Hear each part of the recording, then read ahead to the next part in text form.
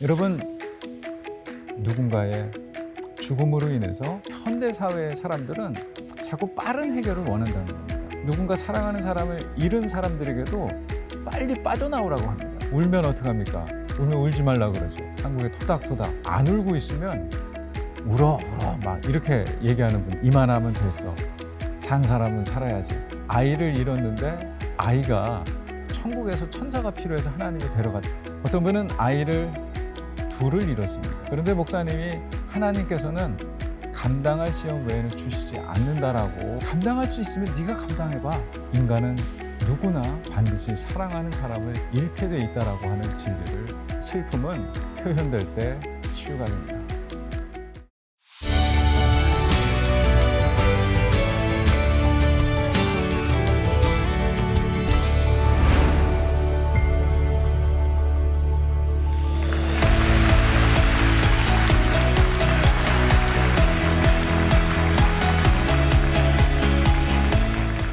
안녕하세요.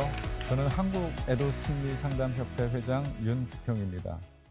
오늘은 여러분들에게 제가 전문적으로 활동하고 있는 두 개의 분야, 죽음과 애도에 관하여 말씀드리려고 합니다.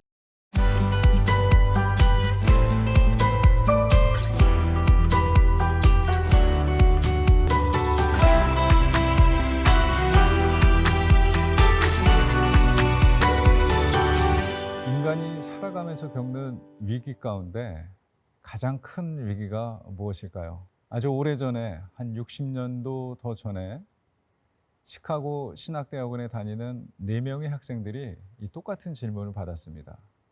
당시 학생들은 학교의 과제로서 위기에 관한 이야기를 리포트로 작성하는 것이 그들의 공동 과제였습니다. 4명의 학생들은 인간이 겪는 가장 큰 위기는 죽음이라고 생각을 했습니다.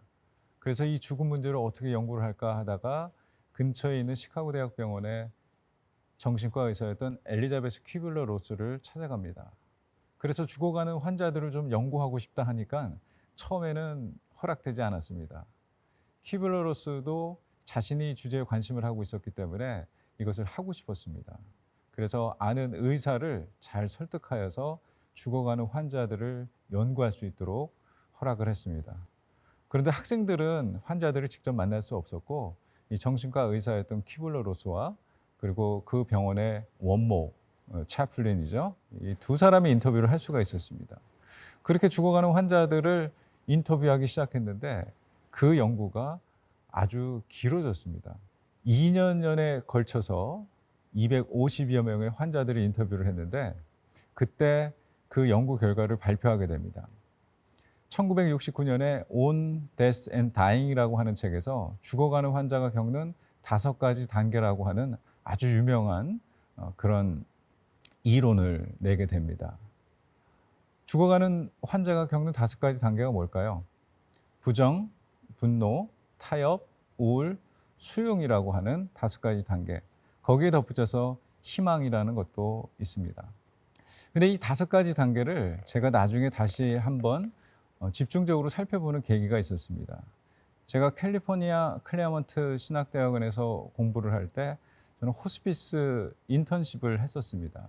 채플린 인턴십인데 그 채플린 인턴십을 하면서 환자들을 여러 명을 만나게 되는데 그 가운데서는 아주 인상적인 환자들이 많이 있었습니다. 히스패닉계 여성 환자가 있었는데 그분은 한 70 중반 정도 되셨던 것 같습니다. 제가 그 환자를 만나는데 처음으로 만났을 때가 굉장히 인상적이었습니다. 아침에 그분의 집을 방문할 것을 예약을 하고 그리고 집에 갔습니다. 제 문 앞에서 똑똑 두들기니까 그 환자의 언니가 나왔습니다.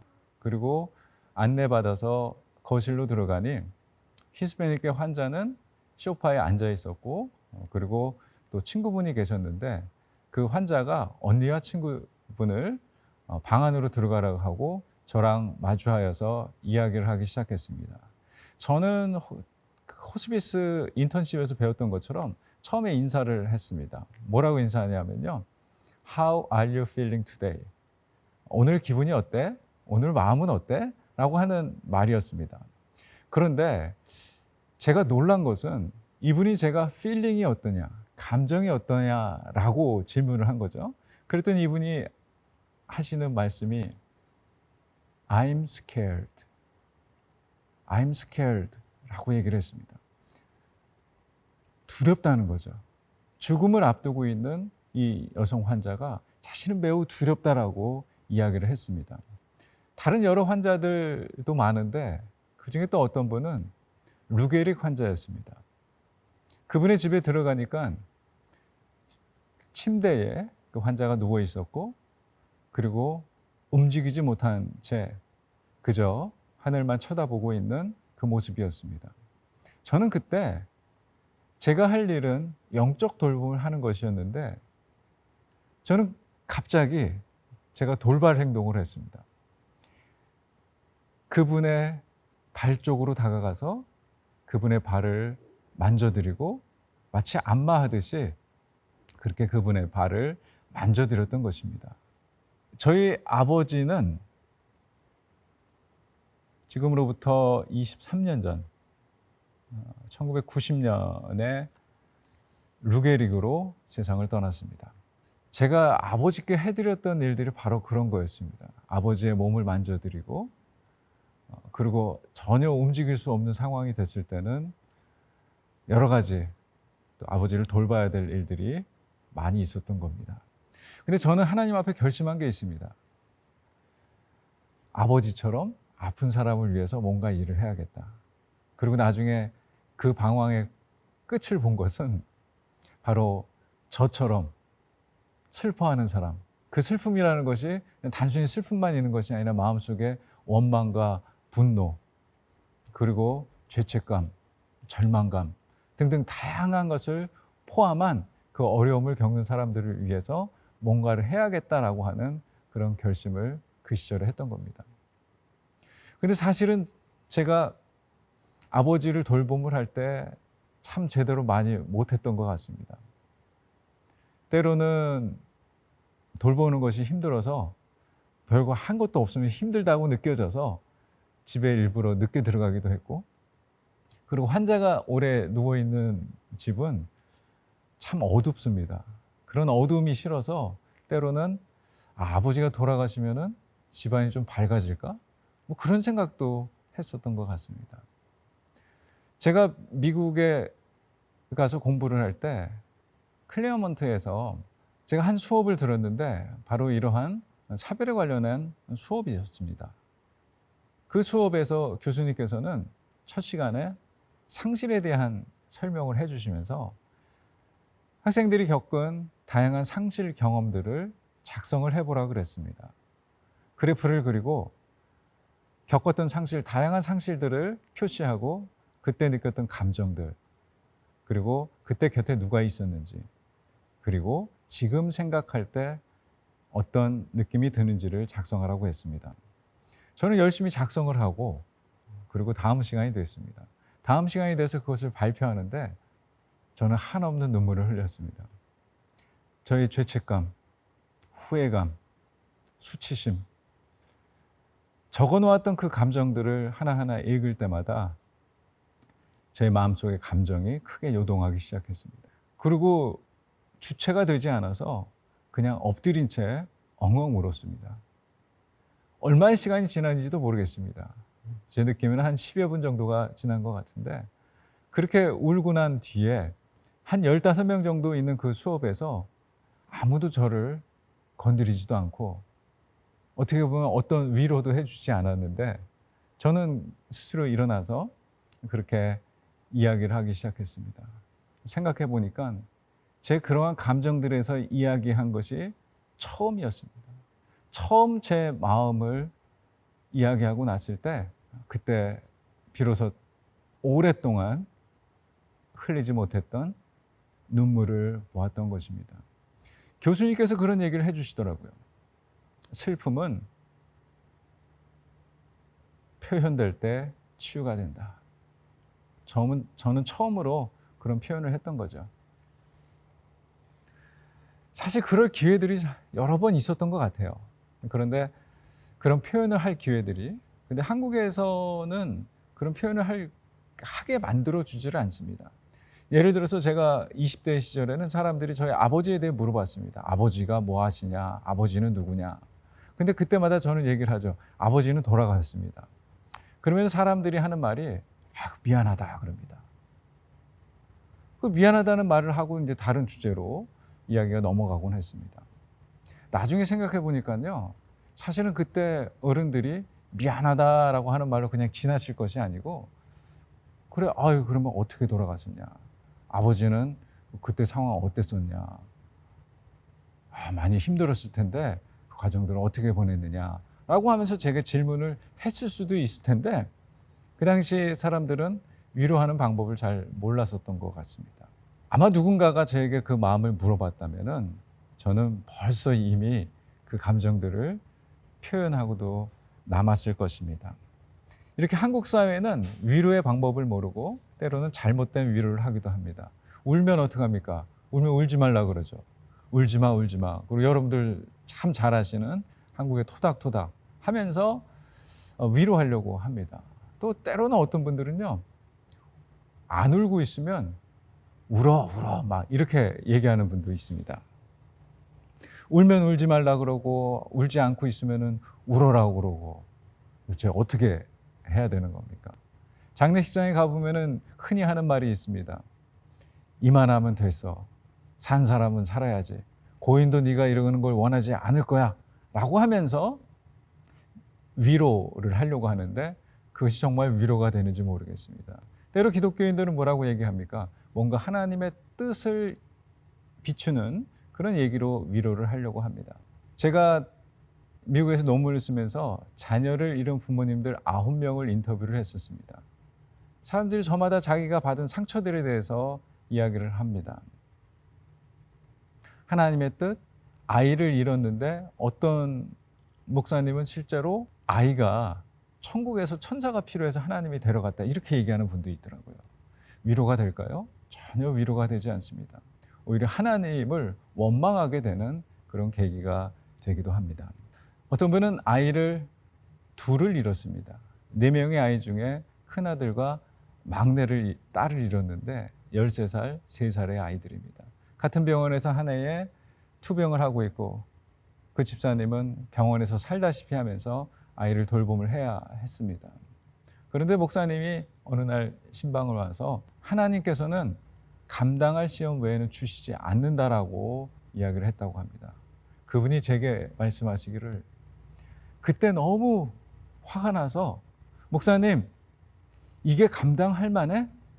감당할 수 있으면 네가 감당해봐 라고 하는 말을 하고 싶을 그런 정도로 목까지 차올랐다고 합니다. 물론 나중에 시간이 지나서 생각을 해보니까 그게 맞는 말이다. 그렇지만 그 당시에는 전혀 도움이 되지 않는 말이었다라고 합니다. 여러분 그러면은 우리가 어떻게 위로를 하면 좋을까요? 저는 여러분들에게 동반자가 되라고 말씀드리고 싶습니다. 동반자. 애도의 여정에 함께하는 동반자가 되는 것이 가장 큰 위로가 될 것입니다. 알렌 울펫 박사가 쓴 책을 제가 최근에 번역을 했는데 애도의 여정에 동반하기라는 책입니다. 애도의 여정에 동반하기라는 이 책에서 알렌 박사가 강조하는 것이 있습니다. 그것은 현대 사회의 사람들은 자꾸 빠른 해결을 원한다는 겁니다. 그래서 사별, 누군가 사랑하는 사람을 잃은 사람들에게도 빨리 빠져나오라고 합니다. 그것을 영혼의 광야라는 표현을 쓰는데요. 영혼의 광야. 사별자들은 영혼의 광야길에 있다는 겁니다. 그 영혼의 광야길에 있는 사람들에게 그 거칠고 황폐해진 곳이잖아요. 거칠고 황폐하고 혼란스러운 그 공간에 있는 사람들에게 자꾸 너 왜 거기 있어? 빨리 나와야지. 이제 네 삶을 살아야지. 고인도 그런 거 원하지 않아 하면서 자꾸 끄집어내려고 하는 것이 한국 사회의 위로라는 겁니다. 그래서 사람들은 그곳에 있는 것을 불편해하는 겁니다. 그곳에 있는 사람을 보는 것이 불편하기 때문에 빨리 나와서 일상으로 회복하라고 그렇게 강요를 합니다. 그렇지만 울펫 박사는 그럴 것이 아니라 그냥 그 황폐하고 거친 그 공간에 내가 함께 있어주라는 겁니다. 아무 이야기가 필요 없을 때도 있습니다. 고요한 그 상태가 유지될 수도 있습니다. 그리고 그 곁에서 손을 잡아줄 수도 있고, 그렇지 않아도 괜찮고 곁에서 나란히 걸어가 주는 것이 진정한 위로의 방법이다라고 말하고 있습니다. 저는 다양한 위로의 방법들을 논문을 통해서 제시를 한 적이 있는데, 그 중에 중요한 것은 이렇게 함께 거하는 것, 그리고 물어보는 것도 중요합니다. 아까 말씀드렸었던 것처럼 저에게는 아무도 물어봐 주지 않았어요. 제 마음이 어떤지 물어보지 않았습니다. 그저 빠른 전환을 통해서 다른 이야기들을 하면서 그 순간을 넘어가려고 그랬습니다. 여러분들 누군가 상실한 사람이 있다면 그분들에게 마음이 어떤지, 그냥 좀 어떤지 물어봐 주면 될 것입니다. 근데 여기서 중요한 것은 여러분들이 일단 물어봤다면 그 이야기를 공감적으로 경청할 수 있는 시간이 있어야 됩니다. 물어보고 나서 막 얘기하는데 여러분 시간이 없으면 안 되잖아요. 그렇게 물어봤을 때는 정말 여러분들 진실한 마음으로 그 사람을 내가 케어해 준다라고 하는 마음으로 물어보시면 됩니다. 혹시 상처를 드러나게 해서 더 슬프게 하는 게 아니야? 라고 생각할 수도 있습니다. 그렇지만 제가 봤을 때 거의 그렇지 않습니다. 오히려 그 상처를 마주하고 그때 느꼈던 마음들, 그 슬픔들 안에 포함되어 있는 다양한 감정들, 제가 느꼈던 그 죄책감, 수치스러움, 후회했던 마음들, 그리고 혹은 양가 감정들도 있습니다. 오랫동안 집안에 누워있는 장기 환자들 혹은 말기 환자들, 그 환자들을 돌보는 가족들은 많이 힘들고 지칠 때도 있습니다. 최선을 다하지 못한 것이 나중에 후회의 마음이 될 수도 있고, 어떤 경우에는 반대로 그 고통이 끝났다라고 생각하는 것에서 안도감을 느낄 수도 있습니다. 그러한 다양한 감정들을 표현할 수 있도록 돕는 것이 필요하죠. 경청의 가장 좋은 태도가 뭘까요? 제가 여러 해 동안 상담사들을 훈련하면서 느낀 거는, 바른 경청은 내 모든 것이 당신을 향해 듣고 있습니다 라고 하는 태도입니다.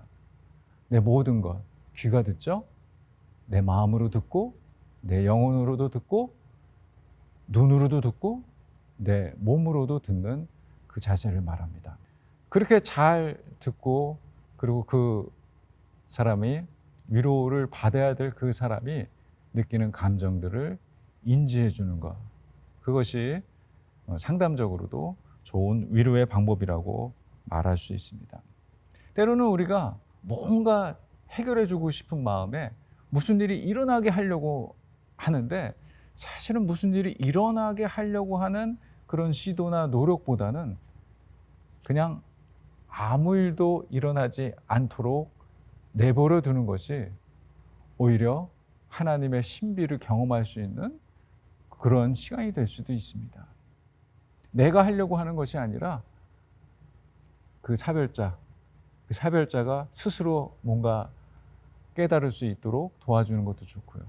나는 그저 흐르는 물 같은 존재로서, 통로로서 그런 역할만 해줘도 괜찮을 것입니다. 성경 말씀 하나 제가 읽어드릴게요. 고린도후서 1장 3절 4절입니다. 찬송하리로다. 그는 우리 주 예수 그리스도의 하나님이시요 자비의 아버지시요 모든 위로의 하나님이시며, 우리의 모든 환난 중에서 우리를 위로하사 우리로 하여금 하나님께 받는 위로로서 모든 환난 중에 있는 자들을 능히 위로하게 하시는 이시로다. 사도 바울의 고백입니다. 사도 바울이 온갖 고난을 다 당하면서도 모든 위로의 하나님이 위로해 주시고, 자신은 그 받은 위로로서 같은 어려움을 겪는 사람들을 위로하는 위로자로 서게 된다는 것입니다. 이것은 바로 삶의 의미를 부여하는 것이라고 봅니다. 내가 겪은 어려움들이 그냥 그 어려움으로 끝나는 것이 아니고, 그 어려움을 통해서 하나님께 받은 위로, 그것을 다른 사람들을 위해서 또 헌신하는 마음의 자세를 이야기합니다. 저의 삶이 그러했습니다. 그리고 제가 인터뷰하면서 만났던 자녀를 잃은 부모님들이 대부분 그런 삶을 살고 있습니다. 삶의 의미를 부여하고 그리고 하나님의 인생의 주관자라고 하는 것을 믿고서 살아가는 것입니다.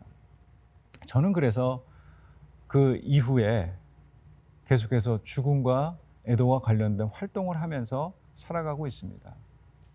위로받아야 될 사람들을 위해서 상담을 하고 그리고 죽음의 의미와 가치에 대해서도 설명을 하고 강의를 하는 일을 하고 있습니다. 현재는 애도심리상담협회를 통해서 이 죽음과 애도 교육을 하고 또 상담을 지속하고 있습니다. 여러분, 어떤 어려움들을 겪고 계십니까? 아니면은 상실을 경험했습니까? 아니면 여러분들 누군가의 죽음으로 인해서 아직도 슬픈 마음으로 살아가고 계십니까? 죽음에 관한 진리가 있습니다. 인간은 누구나 죽는다라고 하는 것입니다. 그리고 언제 어디서 죽을지 모른다라고 하는 세 개의 진리가 있습니다. 그런데 첫 번째 진리, 인간은 누구나 죽는다라고 하는 사실은 인간은 누구나 반드시 사랑하는 사람을 잃게 돼 있다라고 하는 진리를 역으로 가르쳐주고 있는 것입니다. 그런데 한국 사회는 그동안에 어떻게 애도해야 되는지 그리고 어떻게 위로해야 되는지를 잘 모르고 살아왔습니다. 그러니까 그저 참으라고 하고 빨리 잊으라고 하고 이야기를 합니다. 그렇지만 빨리 잊는 것이 그것이 위로가 되고 회복이 되는 것이 아닙니다. 오히려 더 기억하고 그 사람들의 죽은 사랑하는 사람들에 대한 기억들을 지속하는 것이 오히려 더 치유가 되고 회복으로 나아가는 지름길이라는 사실을 알아야 됩니다. 여러분들 지금 누군가를 상실한 그 상실로 인해 고통을 당하고 있을 수도 있습니다. 아니면은 죽음의 진리가 얘기하는 것처럼 앞으로 사랑하는 사람을 잃게 될 수도 있습니다. 그렇지만 그 가운데서 하나님께서 여러분들에게 함께 하시며 위로해 주는 말씀들이 있습니다. 그 가운데 우리로 하여금 생각하게 하고 깨우치게 하고 하는 그러한 삶의 의미 부여들이 있을 것입니다. 만약에 그런 것들이 있다면은 다른 사람이 여러분들에게 부여하는 의미가 아니라 내가 깨달은 그 의미를 통해서 그것을 붙잡고 나아가게 될 때에 분명히 우리가 이 삶을 살아가는 동안에 그것을 통해서 더 많은 회복과 치유가 일어나리라고 저는 믿습니다. 여러분들 저와 함께 그러한 애도의 여정에 있는 분들을 위한 그러한 동반자의 반열에 함께 해주신다면은 우리 사회가 조금 더 회복의 길로 나아가는 데에 도움이 될 것이다. 저는 그렇게 믿습니다. 지금까지 죽음과 애도에 관한 이야기들을 저의 경험과 더불어서 여러분들에게 말씀드렸습니다. 황폐한 광야길에 어두운 인생의 밤을 걷고 있는 그 누군가에게 위로자, 동반자가 되실 것을 다시 한번 당부드리면서 지금까지 제 강의 경청해 주셔서 감사합니다. 인사드리겠습니다.